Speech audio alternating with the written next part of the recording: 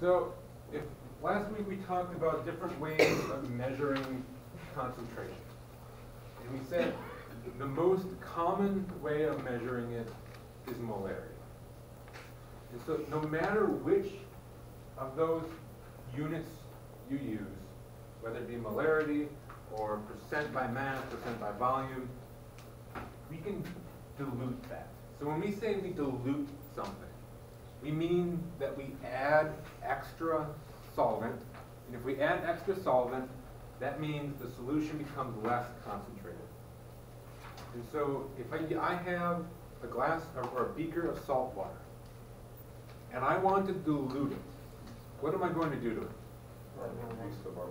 I'm just going to add more water. That is dilution. Okay?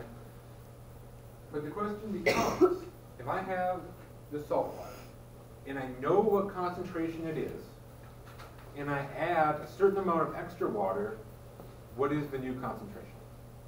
That's what this equation is telling us. This says M1V1 equals M2V2.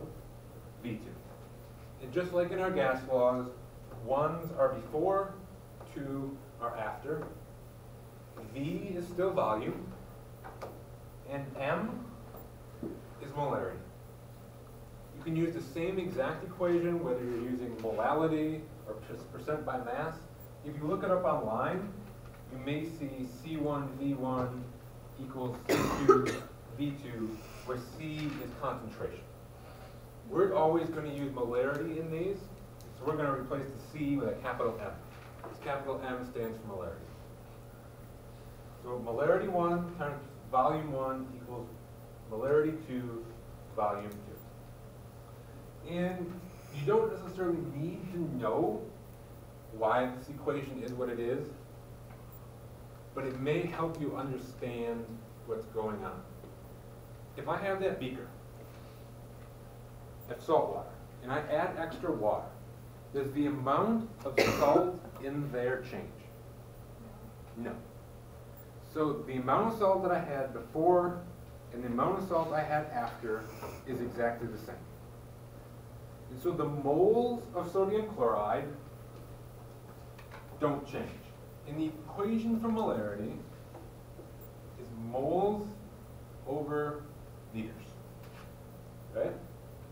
And so if moles don't change, and I want to get moles by myself, so moles of 1 equals mole 2. So the moles before equals the moles after.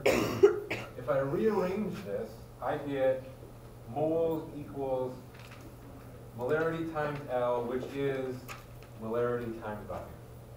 So molarity times volume never changes, which is why M1V1 equals M2V2. If I did another dilution, and I said M3V3, I could just keep adding water, and M times V would never change.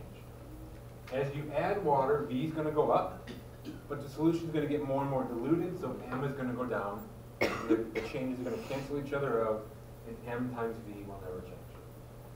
So that's where this equation comes from. But really all you need to worry about is knowing how to use it. And it's as easy as it seems. If you can do gas laws, you can do this. Today is not your day. Today is not my day. I think that only works for the projector. Oh, no. Okay. So that's what we just did with the moles. Just like gas laws, you have to be given 3 of the 4 variables. It's just plugging them in and solving for the 4.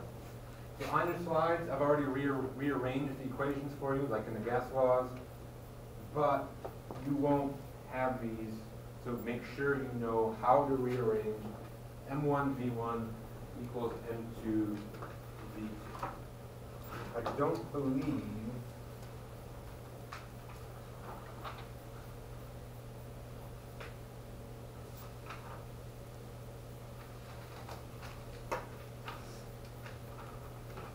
that equation is not on the cheat sheet. So this is another one. This is another one that you have to have memorized. M1 V1 equals M2 V2. So here's an example. We have 175 milliliters, 175 milliliters of a 1.6 molar solution. We then dilute it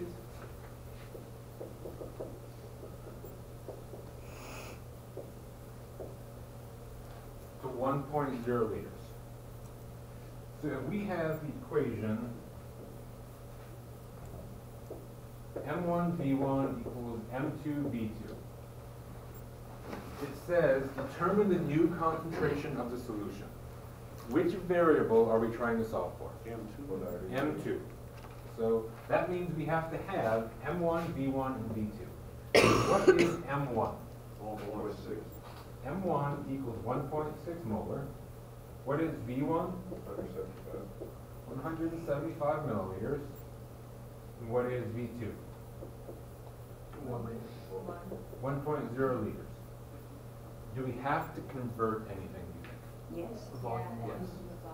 We have to convert the volumes. Like with the gas laws, it doesn't matter whether we use milliliters or liters, they just have to be the same. And so which one do you want to convert? Volume 1. So if I convert volume 1 to liters, what is it? 0.175. 0.175 milliliters. Liters. So now we can just plug them in. So we've got M1 is 1.6 times V1 is 0.175 equals M2 times V2, which is 1.0. And so M2 equals what? 0.28. Is it? You have to divide. Yes. It's going to be 1.6 times 0.175. 0.28. Yeah. 0.28, is that the correct number? Yes, 26 And. Yeah. molar. 0.28 molar.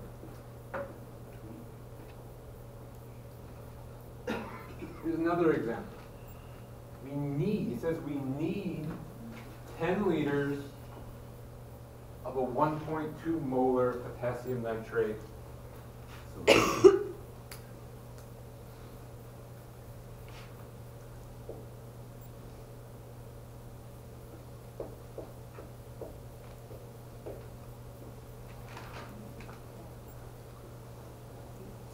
Liters of 1.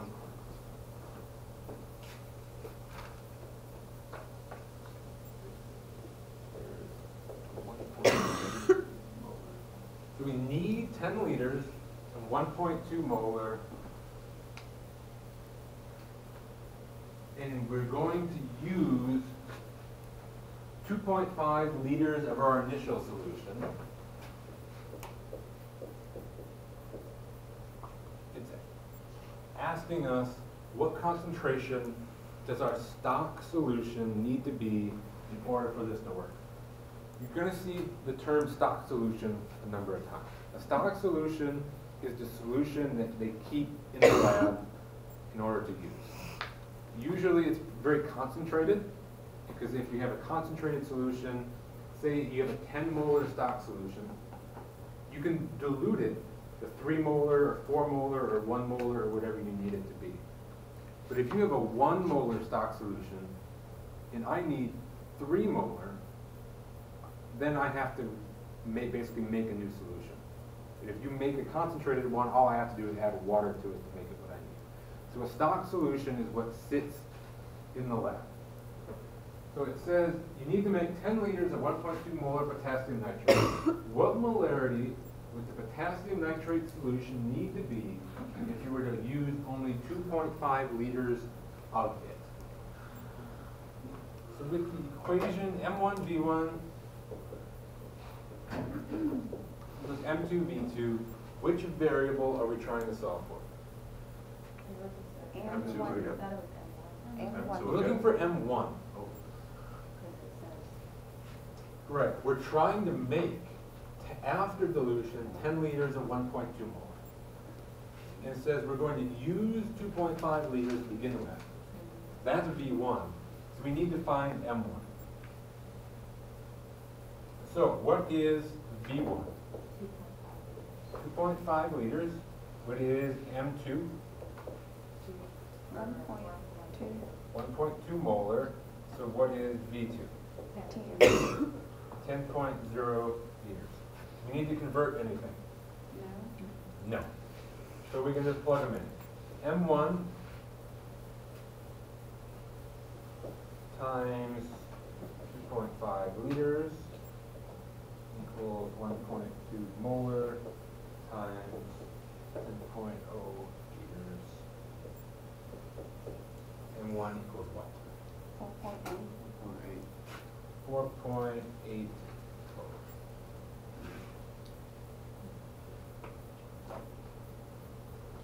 Is that a capital N?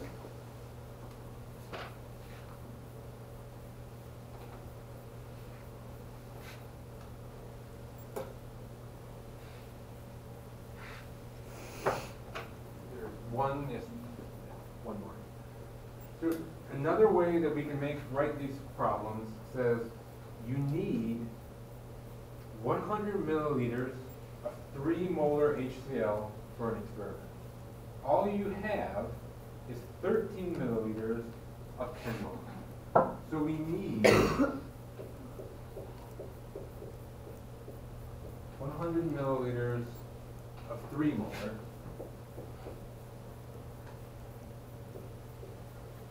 We have 13 milliliters,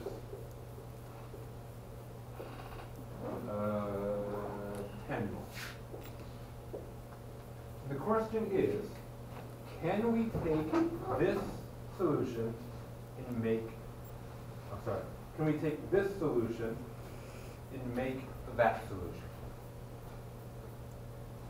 How did you want to go about this? There are a number of ways you could do it. Yeah. Could you leave out one of the variables in the second portion and solve and see if you get that number? Like, could you leave out 100 milliliters and then solve and see if you get 100 milliliters? Yeah. Well, when you say get 100 milliliters, do you mean the number 100, or do you mean something more tangible? Because one of them is right, one of them is wrong. Yeah. Can't you just multiply 100 by 3 and then 13 by 10? See if they're the same. They're not going to be the same. Or close to the same? Or see if you have enough to make the... See if you have Right. enough. Right. So those are two different ways of doing it. We're going to get the same exact answer. We're going to get the same result no matter which way we do it. So let's start with Megan's way. So she wanted to leave out the 100 milliliters. So this is V1, this is M1, this is V2, this is M2. So we're going to leave out V2. If we leave out V2, we get 10 times 13 equals 3 times V2. And if you do that math, what do you get for V2? 43.3. 43.3 milliliters. How would you interpret that result? What does that mean? You don't You know. can't do it. It's not, Yeah, I think no. it's less than Right. Well, what this is telling us is how much of that we can make.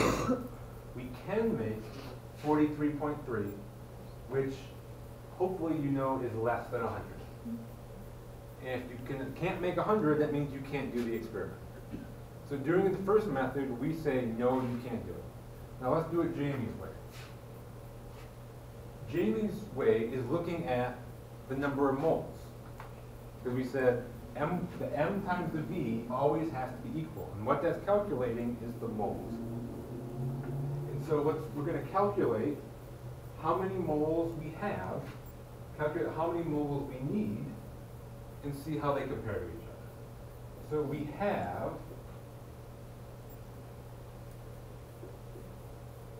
10 molar times, and be careful, when we do this, it has to be in liters, because molarity is moles over liters. So how many liters is 13 milliliters? 0.013.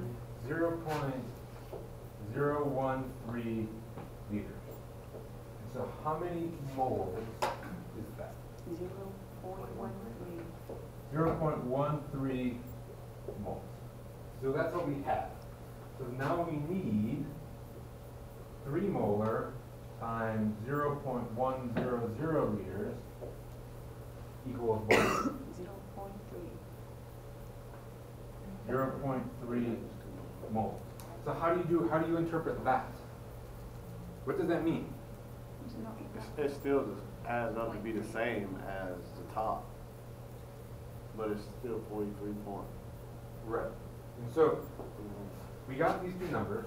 Our goal was to compare them to each other. They're not the same, but what do you make of that? You still don't have enough of them. We still don't Right. have enough. Have enough to make it. We have 0.13 moles. We need 0.3 moles. So again, we don't have enough. So you can't do the experiment. So we did two different things and got the same answer. You can do it this way and leave out any of the four. It doesn't matter. It's just your thought process, your logic at the end. What does this mean is going to be a little bit different. But in every case, you'll get the fact that you can't do the experiment.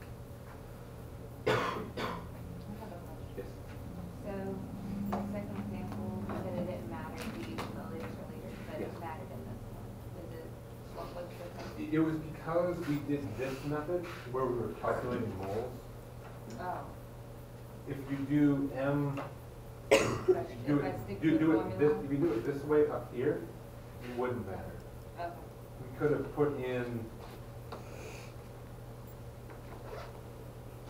that 13, we could have put that in as Liters. that, and we would have gotten 0.043 liters out of the end. When you do something like that, is the math even really necessary? Or can't you just figure that out by looking at it? How would you figure that out by looking at it? Well, generally, like, I guess the way I'm thinking about it is, if you needed an X amount, you're gonna have to have more of it to start, right? So because you need 100, but you only have 13 to start, isn't that a giveaway that it wouldn't work out? No, because the 13 is more concentrated. And so the idea is, as we add water, getting this closer and closer to 100, this number is going to go down. So the question is, when this gets to 100, will this have decreased past 3? Does that make sense? Yeah. Any more questions about this? The problem, these problems on the quiz and the final exam for this will be a simple plug in 3, get the formula. It won't be this thinking logic type thing. Yes? For the second example, I was curious to ask how it was 1.2 moles of the potassium nitrate. Why was that M1? I mean M2. It says you need to make. And so you have to be able to read that problem and think, what's happening here? I need to make, which will mean after I do something. And so I need to make 10 liters of 1.2 molar. Let me walk into the lab and see what I have. I have 2.5 liters of a solution. What concentration would that have to be if I'm going to make after dilution 10 liters of 1.2? So it's a wording type.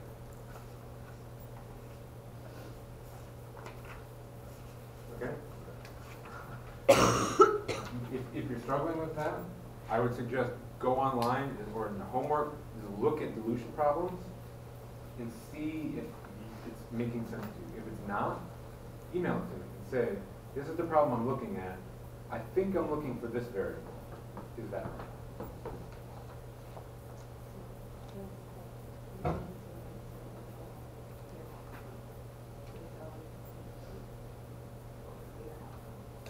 Because you need it.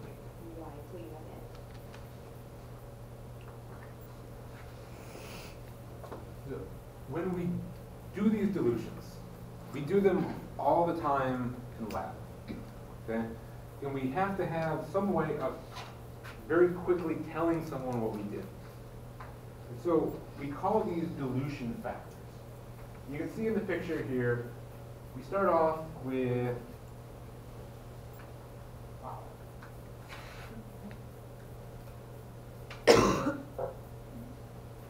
We start off with a very, why did it disappear? Huh? Done. I don't know. The screen's eating my laser. If we start off with a very dark red, and when we dilute it, it gets less and less concentrated, so the red gets less and less red, and eventually it's basically gone. That's exactly what we're doing in our problems with our sodium chloride, in our potassium nitrate, in our hydrochloric acid. It's just they aren't colored, so we can't see them. So here you can really see what's going on. And when we say we do a dilution, we can say it a number of ways. Probably the most common way of doing it is a something full dilution. And by that I mean, if I say that I do a two-fold dilution, that means I doubled the volume, that means I doubled the volume. And if I doubled the volume, what happened to the concentration? It got cut in half. So that's what we mean by a two-fold dilution. The volume went up by a factor of 2, and the concentration went down by a factor of 2. So if I did a 5-fold dilution, what happened to the volume? It went up by a factor of 5. If I started with 10 milliliters, I ended with 50. If I started with 10, and I do say I have 10 milliliters of a 10 molar solution, and I do a 5-fold dilution, what's my new concentration? It started at 10 molar, and I did a 5-fold dilution. 2. It's going to decrease by a factor of 5, which means divide by 5. For the volume, you multiply by 5. For the concentration, you divide by 5. And so, what's 10 divided by 5? 2. You can also say a something X dilution. A 2-fold dilution is a 2X dilution. It's the same exact thing. So a 2X dilution will double the volume. It will cut the concentration in half. These are essentially the ratio between the old solution and the new solution. So if I dilute 10 milliliters to 100 milliliters, what fold dilution would you call that? It's a 10-fold dilution. 100 divided by 10 equals 10. That's a 10-fold dilution. So you've got, I'm going to use the number, some of the words. You've got V2 divided by V1. V2, the final volume is 100. We started at 10. 100 divided by 10 equals, that's a 10x dilution. That's a 10-fold dilution. So if I said that I started with a 20 molar solution and I ended with a 5 molar solution, what fold dilution was that? Fold was 4. It went down by a factor of 4. 20 divided by 5. In this case, this is M1 divided by M2 equals 4. If If you want to keep 2 on top, the math will stay the same. 5 divided by 20, it's 1/4. So the numbers just get flipped. Make sense? You won't be tested on this. This is just something that we'll say in lab. And if you don't know what I'm talking about, or you don't know what your lab partner's talking about, you're gonna be lost. Okay. So, I think this is the last idea of the lecture today, but it's kind of long. It's these colligative properties. If you looked at the homework, the last question, I think, says colligative properties. And this was something we hadn't even touched on yet. So colligative properties look at how dissolving something in a liquid changes the properties of that liquid. So these colligative properties doesn't depend on the solute. If I dissolve sodium chloride in water, these properties will be exactly the same as if I dissolve potassium chloride, or if I dissolve lithium bromide. It doesn't matter. All it matters is how much you're dissolving.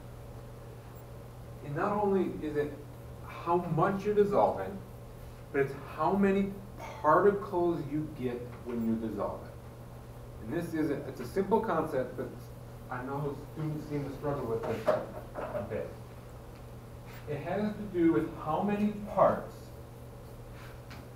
your compound breaks up into when you dissolve it. So if I dissolve NaCl, what do I get? When I dissolve it and it breaks apart, what do I get? I get sodium and a chloride. If I dissolve calcium chloride, what do I get? Calcium plus 2. I get a calcium and I get 2 chlorides. There are 2 chlorides here.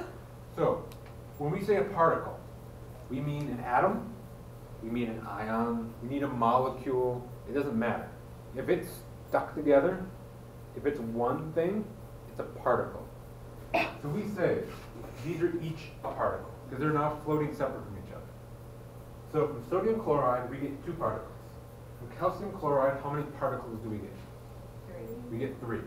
We get 1 calcium and 2 chlorides.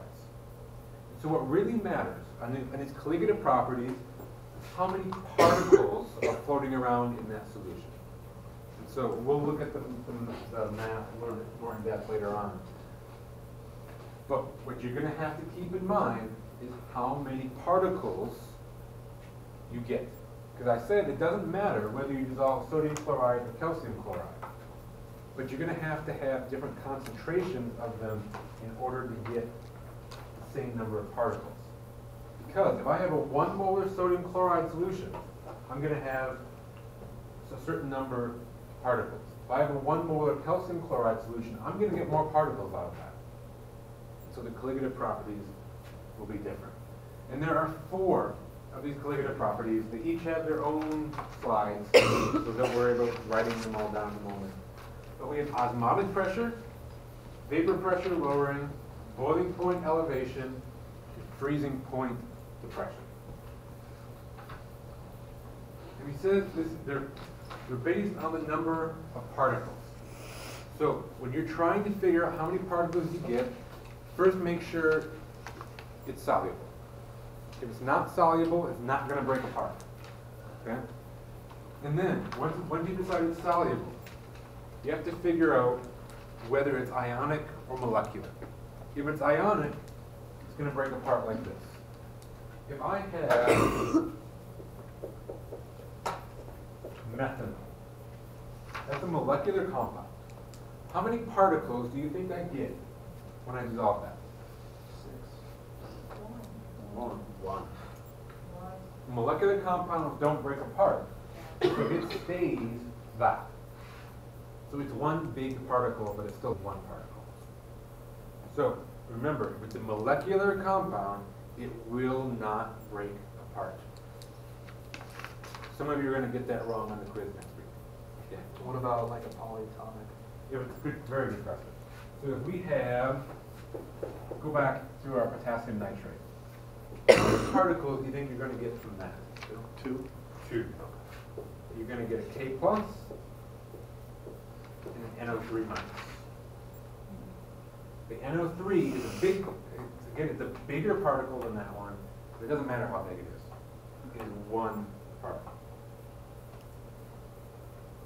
So subscript has nothing to do with it? Which subscript? The 3? No. That 3? Yeah. That 3 stays here. If we had calcium nitrate,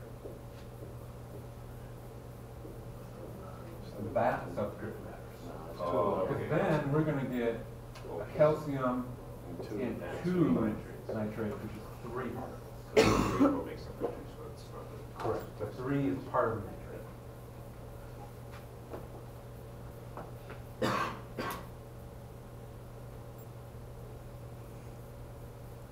Okay.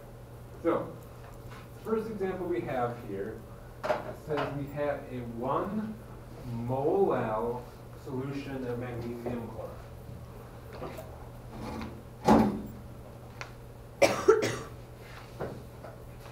We have 1 mole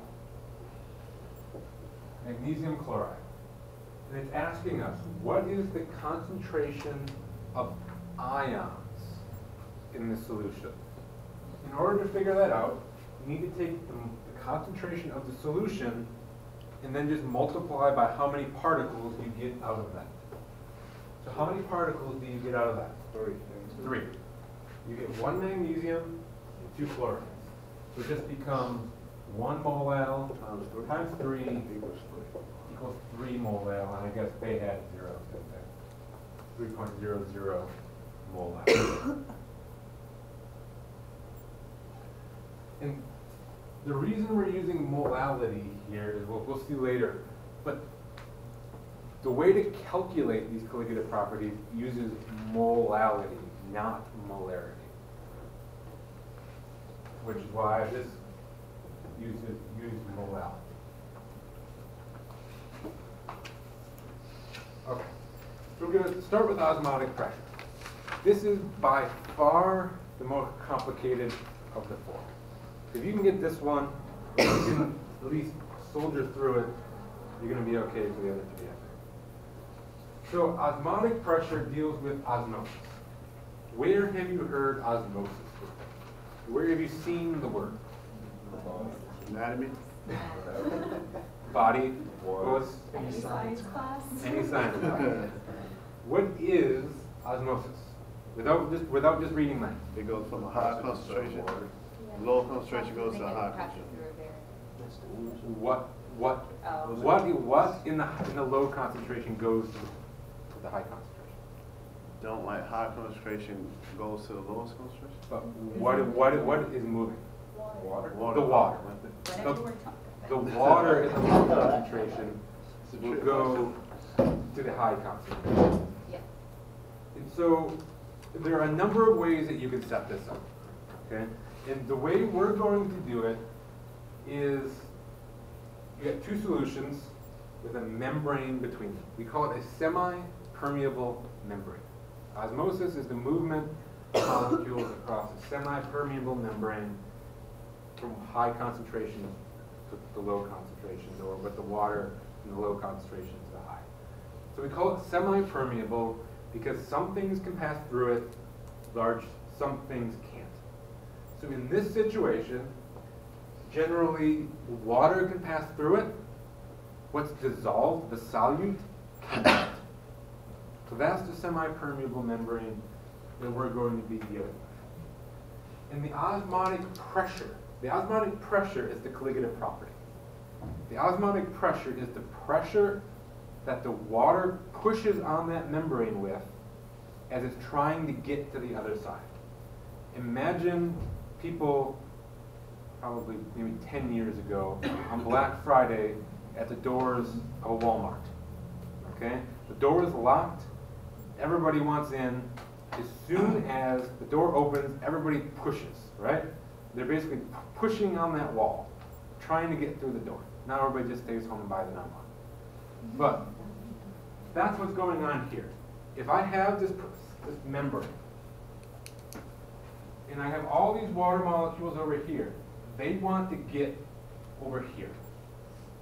But they can only go through where the water is, or sorry, where the holes are. But water molecules aren't smart enough to know where the holes are. So they're just going to push and hope they hit a hole. And so it's going to push here, it's going to push here, it's going to push here, and it's going to create pressure. Just like with our gas, where we said the molecules hitting the inside of the balloon pushes the balloon out. The water molecules hitting the one side of our semi-permeable membrane is going to push on that membrane. And so that is the osmotic pressure.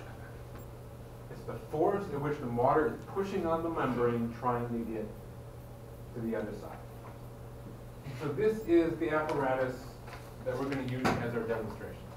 It's essentially a U-shaped tube, and then right at the base is our semi-permeable membrane.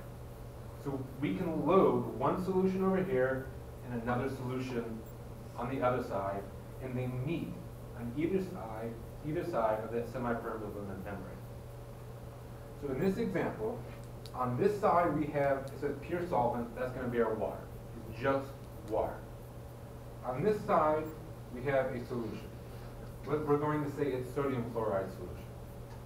So if we have water over here and sodium chloride solution over there, which way is the water going to want to go? Is it going to go from the water to the solution, or the solution to the water?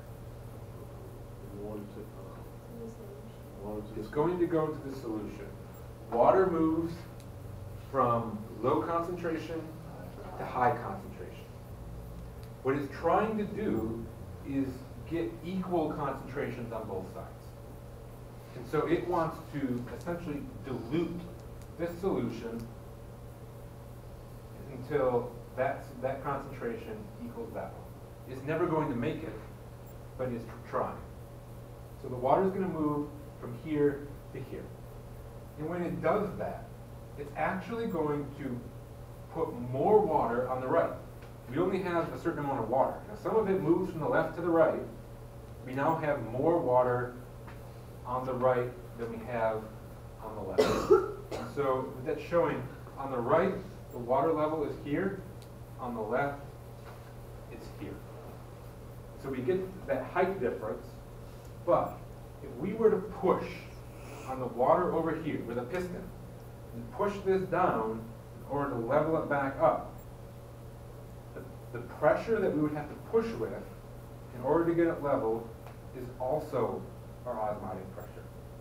It's the same exact number looking at it from two different angles. That is the force with which the water is pushing on the membrane here. But if we counteract that force with an equal force by pushing, we overcome it, and it's like there is no force. And so we're right back to where we started. What you have to remember, the easiest explanation is not that whole piston thing. The easiest explanation is the water wants to go from the low concentration to the high concentration, and it's pushing on the membrane as it's trying to get through. And pushing is pressure. That's something hopefully you can relate to. If you're pushing on something, you're creating pressure. That is osmotic pressure. This is an equation for calculating osmotic pressure. You will not be required to do this on a quiz. I believe it is in your homework though. Okay? So, in this equation, that's a pi symbol. Pi is osmotic pressure. So it's osmotic pressure equals IMRT. I is just the number of particles that you get when you dissolve your compound. So for MgCl, what do you think the value of I is? 3. That's all you got to do. If you're dealing with MgCl2, I is 3. If you're dealing with sodium chloride, What's I? 2. If you're dealing with methanol, what's I? 1. That's all I gotta do to get I. R is our gas constant again. 0.0821. And T is temperature in kelvins. So if you want to calculate osmotic pressure, all you have to do is take I times capital M, which is molarity, times 0.0821 times temperature in kelvins. All right, simple equation. The I times M part, we call that osmolarity. Because the I, the number of particles you get is called osmoles, and M is molarity. Put the two together, you get osmolarity. And this is exactly what we did. Remember when we said if you've got the, right here, 1 times 3 is 300. Because this was molality, this is osmolality. But if you had a 3 molar solution of NaCl, what is the osmolarity, I times M, of that solution? 6.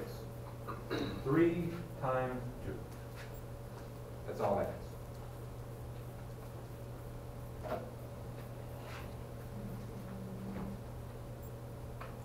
So you're working in a hospital, and you have to make a glucose solution to give a patient.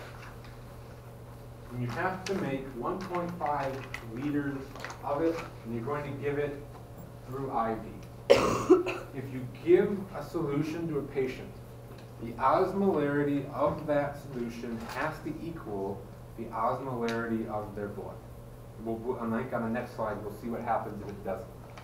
But right now, we work with the assumption that the osmolarity of your solution and the osmotic pressure of your solution has to equal the osmotic pressure in their blood. If it doesn't, you're going to cause problems. So it says, it's giving us the osmotic pressure of blood is 7.65 atmospheres at 37 degrees Celsius. And 37 degrees Celsius is body temperature. So the osmotic pressure of our glucose solution has to equal 7.65 atmospheres. The question is, how much glucose should you dissolve in how much water if you want to make this solution? So the equation is pi, osmotic pressure, equals I, M, R, T, and we're told that pi is 7.65. We're dealing with glucose. What do you think I is for glucose? It's a molecular compound. 1. It doesn't even matter what the formula is. It's a molecular compound. It will not break apart. So I is 1. We need molarity. We're not given molarity, right? So let's move on. We've got molarity, we've got R. R is 0.0821 times temperature is 37 degrees Celsius. What's that in Kelvin? 37 plus 273. 310? 310.15. So, if you solve for M, what do you get?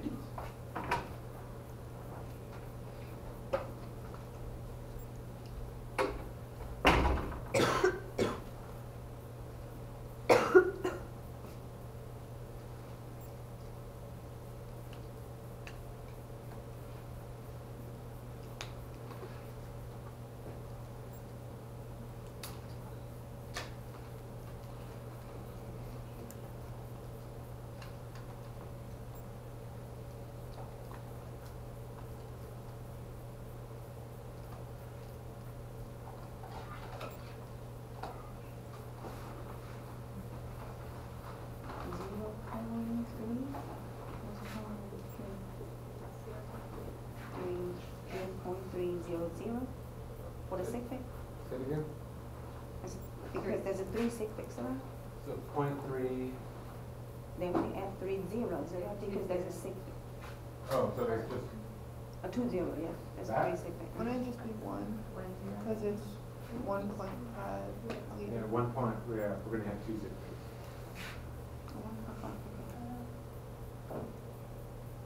So the molarity, we solved for M here, and currently it's 0.30 molar. The question is, how much glucose should we dissolve in how much water? Did we find that? No, we haven't found that yet. So what do you think we can do with this molarity to actually find our answer? Would you times it by 1? Isn't it, Wouldn't you divide it by the isn't amount of it the liters? I times the N? Well, this is in molarity. What is the equation for molarity? Are we confusing? Because we're bringing it down. Moles of Liters. solid No. Liters over kilogram. divided by liters. So molarity is moles divided by liters. So we've got this equals moles divided by liters. So you got 1.5 already. Right. And then you We just divide know the liters. We have to make 1.5 liters. Moles divided by 1.5. So if we solve for moles, what do we get? 0.45.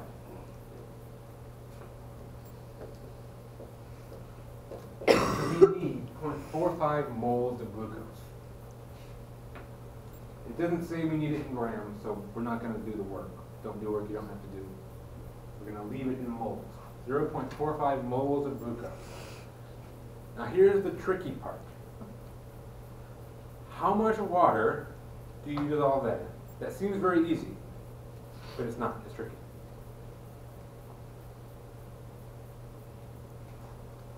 Repeat the question. We calculate we need 0.45 moles of glucose. How much water do we dissolve it in to make 1.5 liters?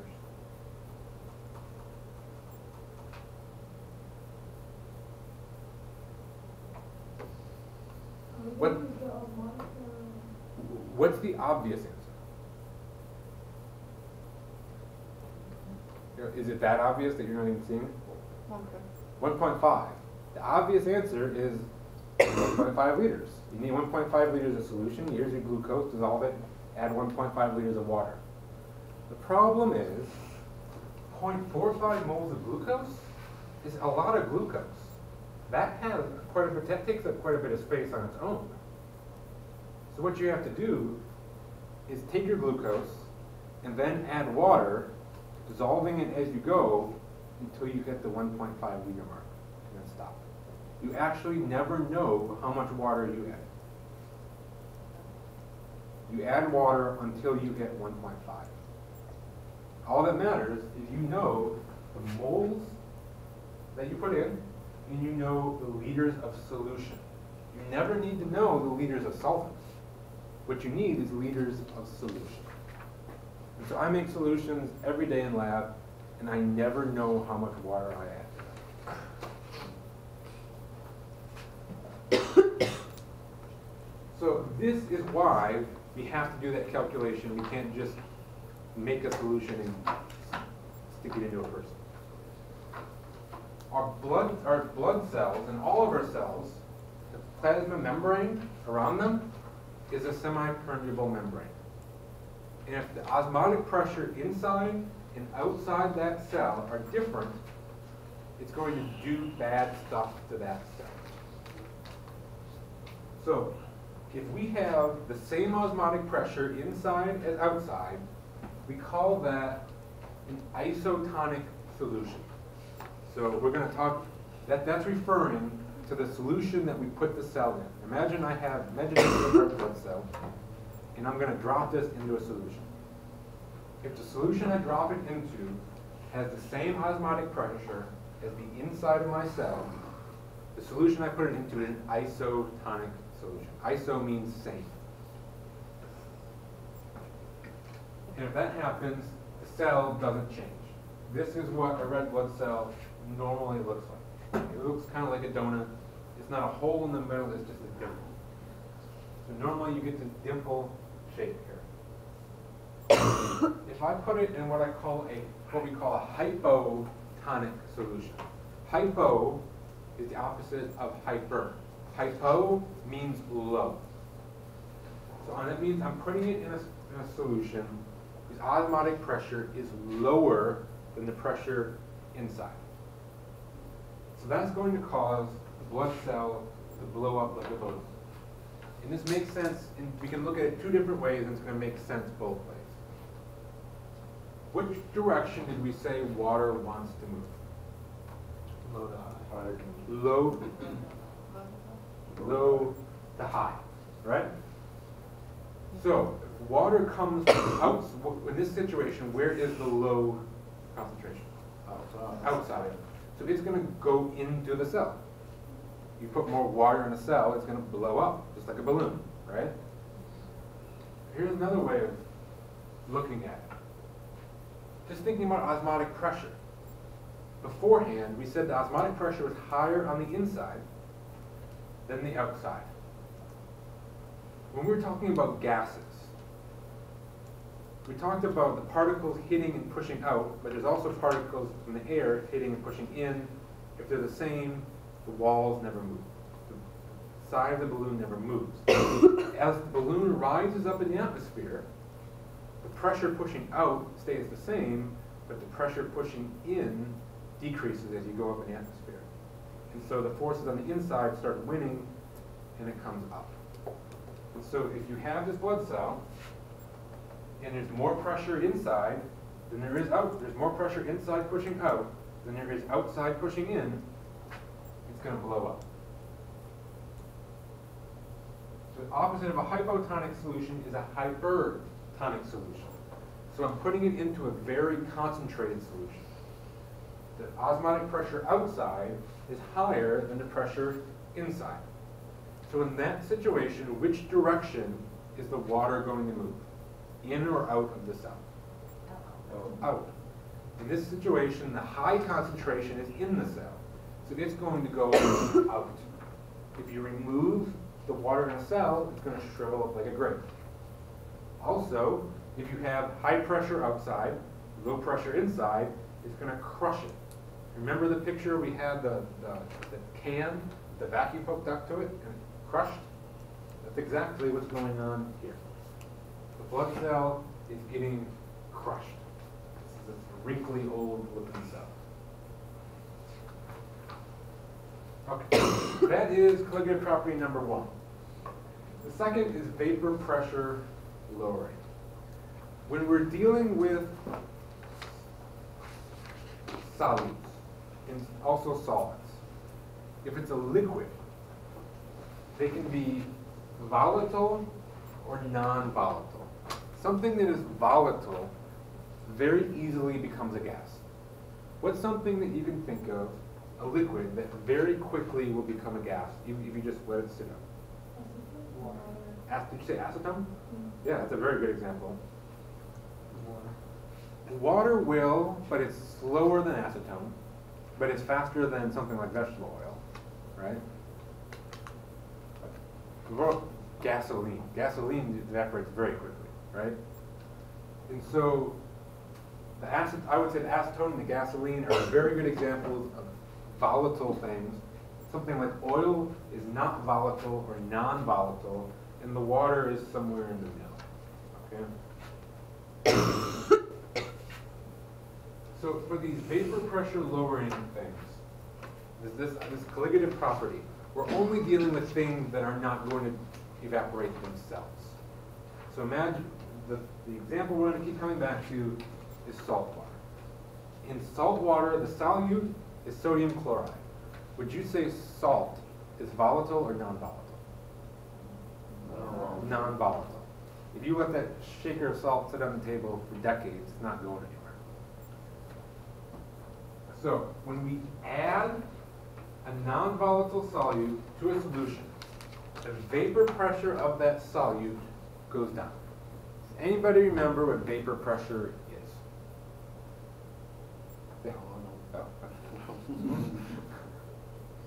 What is vapor pressure? imagine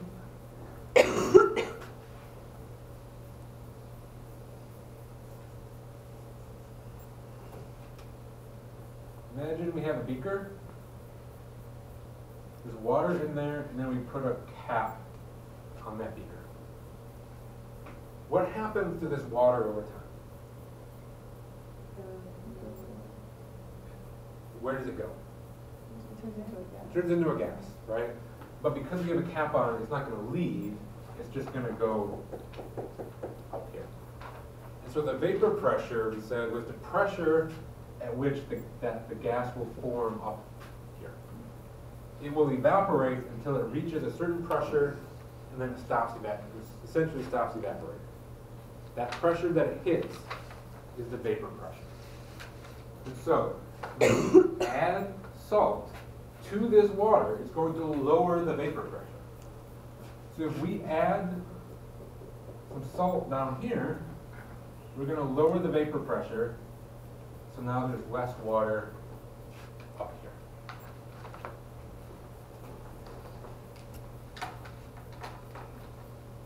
So this is a trick that you can use. You can maybe win some money using it. If you're at a party, or you want to go home and play the trick on your kids or your parents or whoever you live, or your cat, I don't know. Say that you've got one glass of water, and there is a bunch of salt dissolved in it. You don't tell anyone else that, though. And then you've got another glass, it's just water. And you bet them that you can move water from one glass to the other without touching it. And then all you gotta do is take a big container and set it on top of both of them. And what happens is if you have pure water, this is sugar, but salt water will do the same thing. The pure water is going to evaporate faster than the sugar water or the salt water. And so you're going to get a bunch of water molecules in the container from the pure water, and then they're going to go into the salt water glass. And it's going to go completely over. And eventually, there will be no water left here, and twice as much water in your saltwater glass. It's going to take a long, long time, but it's going to work. How long? Like a day? Well, think about if you had a glass of water and you let it sit on the bench. How long do you think that'd take to evaporate? A long time. And as it starts evaporating, you're going to get a whole bunch, it's going to get very humid in here. So it's going to start evaporating even slower. So it's going to take a long, long time. But it might finish by the time your cat's dead.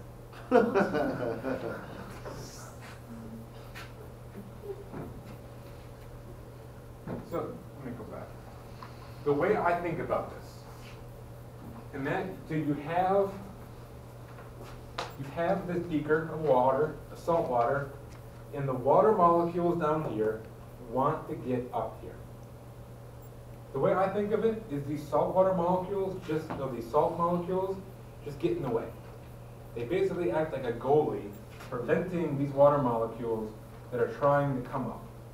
If there's a water molecule right here that's trying to get out, but there's a salt molecule right there, it blocks it. So to me, on the molecular level, that's how I envision this working. They essentially just get in the way and prevent the water from evaporating. Okay? So if you add solute, it prevents this evaporation, but this evaporation is happening below the boiling point. We're not boiling this water. We're just letting it sit out. And because it has a vapor pressure, it would very slowly evaporate. And very related to this is boiling point elevation. So this is happening very slowly at a low temperature. If we heat this to boiling, it's going to do the same thing. The salt is going to get in the way and block the water from evaporating. But boiling is something, you can look at a glass of water and tell me whether it's boiling, because it's evaporating very, very quickly. And so what this blocking does, rather than lowering the pressure, it just makes you heat it to a higher temperature. you have to heat that water to a higher temperature in order to overcome your little salt molecules that are blocking you. Yeah. Is that why like people say if you put salt in water it'll boil faster? Yes. Oh, yeah. So, have you ever heard of putting salt in with your pasta? Yes. What did you think was the reason for that? A lot of people seem to tradition. Good luck, right? No, I meant like passed down, like Right, you just take your kids. right. You do it because you were told, but you never questioned. And to be honest, your grandma who taught you probably didn't know either, like she did, right?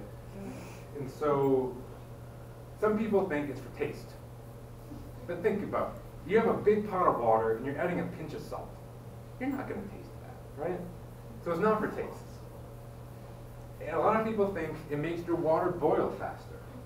Because when you boil the water, it goes away. It's not going away, but the salt will make it, or actually it's making more,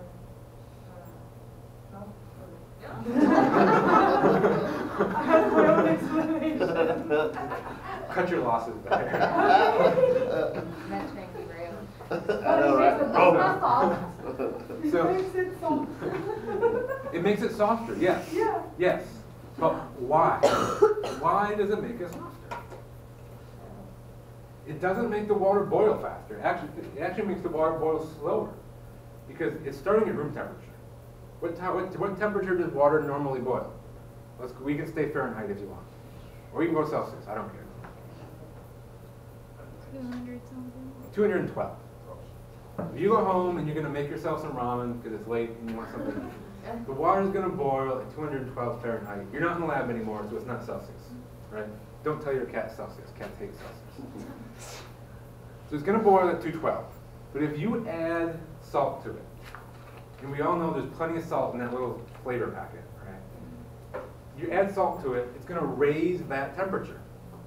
And so if you have two pots of water, starting at the same temperature, on the same equal burner settings, the temperature is going to raise at the same rate. This one's going to hit 212 and start boiling. This one's going to have to keep going before it boils. So this one's actually going to take longer to reach boiling. But when it does boil, it's going to be boiling at a higher temperature. So the pasta cooks faster once you add it to the water. And so imagine you're working in a restaurant where you're just boiling pasta, one batch of pasta after another, after another, after another. If you just have one big pot of salt water boiling and you keep it boiling, your pasta's going to cook faster when you put it in there. But if you're at home, it's probably going to cancel out because yes, it's going to cook faster, but it's going to take longer before you even get to boiling. And so in the end, you probably spend the same amount of time. If the pasta is softer if you leave it in for the same amount of time as you would have anyways. So essentially, you're cooking it, it's like cooking it longer. So you can either cook it shorter and get the same results, or cook for the same amount of time and get softer pasta. Mind blown. So now, unfortunately, we have to go back to the science. So, the equation for boiling point elevation, and again, you will not have to do this on a quiz, but you will see it on homework. Delta T, the lowercase b, equals kb m. So what does delta mean? Change. Change. What does T normally mean? Temperature. So it's change in temperature, and the lowercase b means this is the boiling point. This is the temperature at which boiling happens. So the change in boiling point equals kb. This should be lowercase. kb is a constant. That's the boiling constant. In every different solvent you use will have a different K. That has to be given to you. Water will have a K. Water will have a Kb. Acetone will have a Kb. Gasoline will have a Kb. Vegetable oil will have a Kb. It has to be given to you. And then lowercase m is just molality. So if I have a 1 mole solution and it's dissolved in something that has a K value of 2, what is my delta T? Is multiplied. That should get multiplied by 2. So delta T equals 2.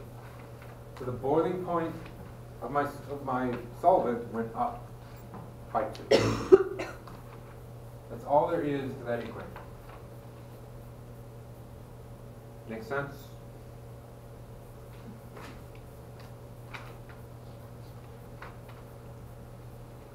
If we dissolve something in a solution, solvent, we also get what we call freezing point depression. Boiling point goes up, freezing point goes down. Essentially what happens in the big picture is when you dissolve something in water, it wants to stay liquid. So you're either going to have to heat it higher to get it to boil, or you're going to have to cool it cooler to make it freeze. It wants to stay in a liquid form. So the equation for this is almost identical. Delta TF equals KF times molality. Change in freezing point, not boiling point, freezing point, and then every solvent will have a KF. Water will have a KF. It'll be different than KB, but water will have a KF. And acetone will have a KF. And methanol will have a KF, multiplied by molality. It's essentially the same equation. You just have to remember which direction this is going to go. Because you're going to get a positive number, both of them. But the boiling point, if delta TB is 2, the boiling point went up by 2. If you get a delta TF of 2, the freezing point went down by 2. So that's the logical thing you're going to have to be able, the connection you're going to have to make. Which direction is this going? Just remember that it wants to stay a liquid. So would you write it as negative then? Would you write like the answer as -2 then? Like we did for specific heat. You could do that, yes. Oh. So if the question is asking you what is the change in the boiling point, it would go negative, you could say -2. Another way the problem could be written is what is the new boiling point? So if it started at 100, it would now be 102.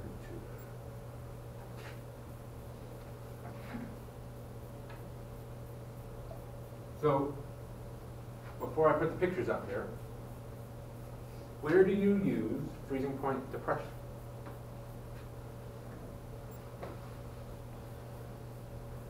Nobody?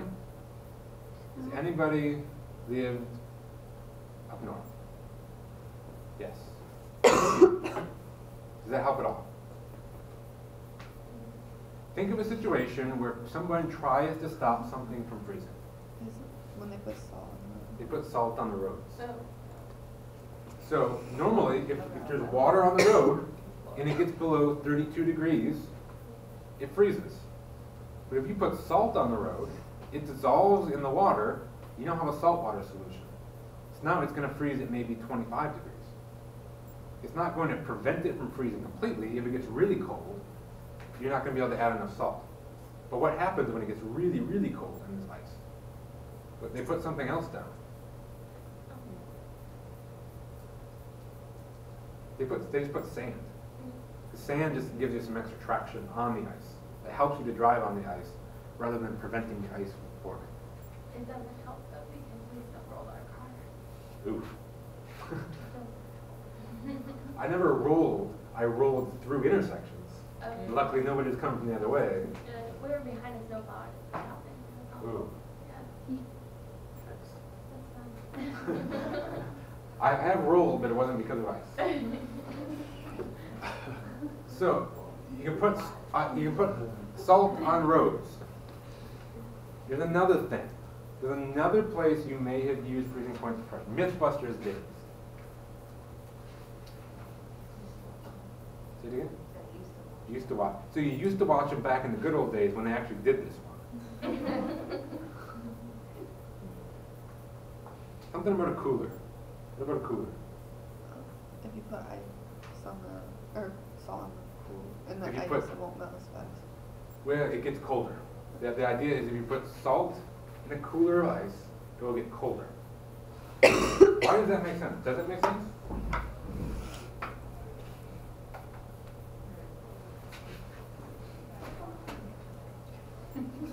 So you've got this cooler of very family-friendly beverages.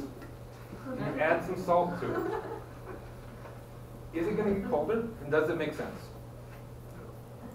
Did you say it was gonna get cold? I implied it was. I That didn't doesn't say. make But you sense. can disagree with me. My It's ice just like cream you will add said. some salt. My homemade When ice you cream make has homemade salt. ice cream, Yeah. yes. So we'll use that as a third example. Well, you add rock salt, it's the same thing. Well, it's just big chunks of salt.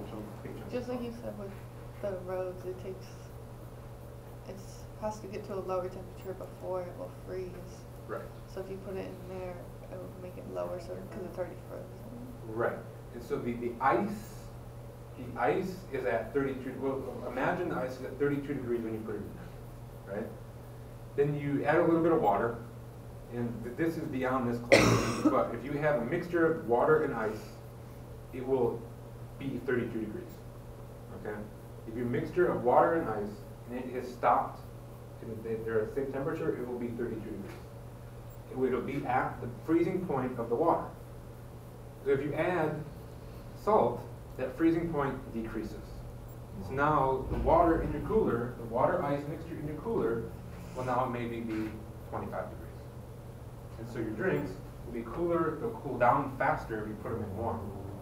Because they'll cool down faster if you put them in 25 degrees versus 32 degrees. Will it stay colder longer? That will not change. I can actually make a theoretical case that it would actually warm up faster. With your ice cream, why do you add the salt? So, how many people have made homemade ice cream? In a Ziploc bag? No. Oh, okay. Like a I guess machine. it's the same principle. I was doing it the poor way. So, in an ice cream maker, it's basically a barrel and a barrel, right? And so your ice cream is in here, and your ice water is in here, right? And so the object is to get your ice cream as cold as possible, so that it freezes and makes ice cream. And so if you put this ice down here, you're outside, with chilling your ice cream is going to be 32 degrees. But if you add salt, now it might be 25 degrees. And so you need that cold, really cold temperature to get your ice cream. If you take ice cream and put it at 32 degrees, exactly 32 degrees, it will be melted. It won't be frozen. Ice cream needs to be lower than 32 to be frozen. So you need to get really cold in order to freeze it to begin with.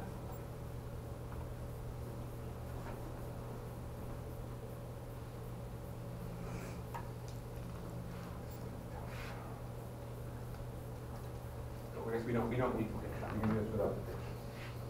I know it's break time, but we're just about done. So we'll just go until we finish, and we'll take a break and we'll do the quiz.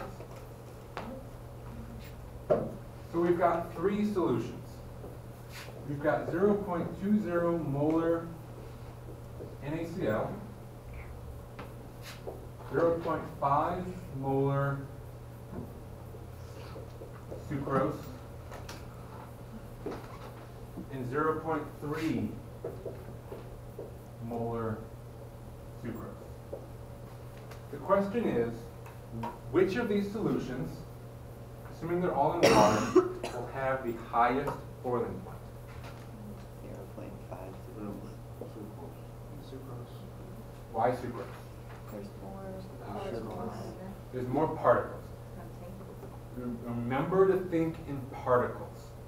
So if we're dealing with highest boiling point, the more particles we have, the higher the boiling point, right? So there's boiling point elevation. And so the more particles, the higher the boiling point. So what we're really trying to figure out is which of these has the most particles.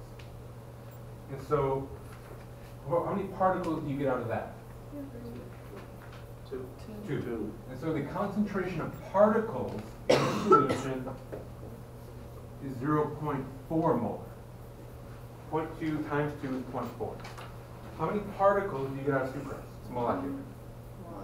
1.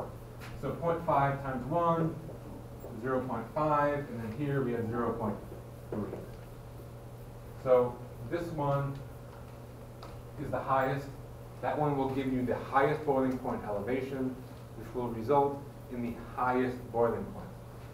If the question said which one will have the lowest boiling point, which one would it be? 3. This one. Because this is the number we're actually worried about, not this one. We had to take that multiplied by 2 to get 0.4.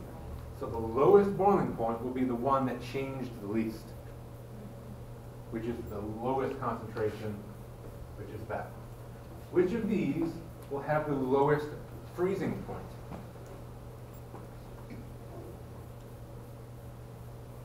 .5. 0.5. It's freezing point depression. The more we have dissolved, the lower it goes. And so 0.5 will have the lowest freezing point. 0.3 will have the highest freezing point because it changed the least. Does that make sense? Make sure you're comfortable with this. There are going to be multiple quiz questions like this.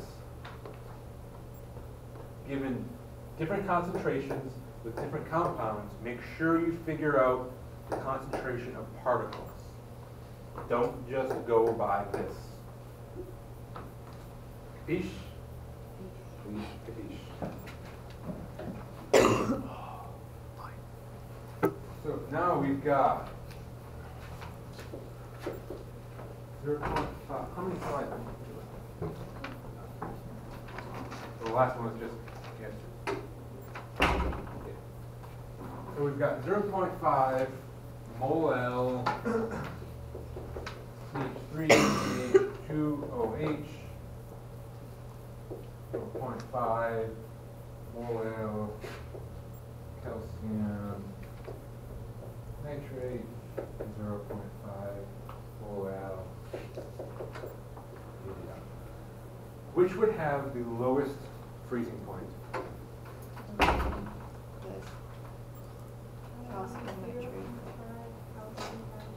This one, right? We're starting with the same concentration for all of them, so whichever one breaks up into more particles will give you the highest change in temperature. Why is it not that one? Isn't that one going to give you a whole bunch of particles?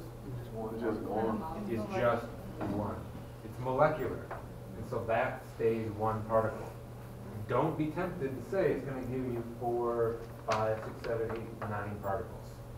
Don't do it. You're going to have a devil on one shoulder saying, yeah, do it. The other one's going to be saying, don't do it. Okay? Better yet, devil on one shoulder, chemistry cat on the other. Okay? Listen to the chemistry cat. So that, we'll stop the lecture here. We'll come back and start reviewing for the quiz at 10 till 5.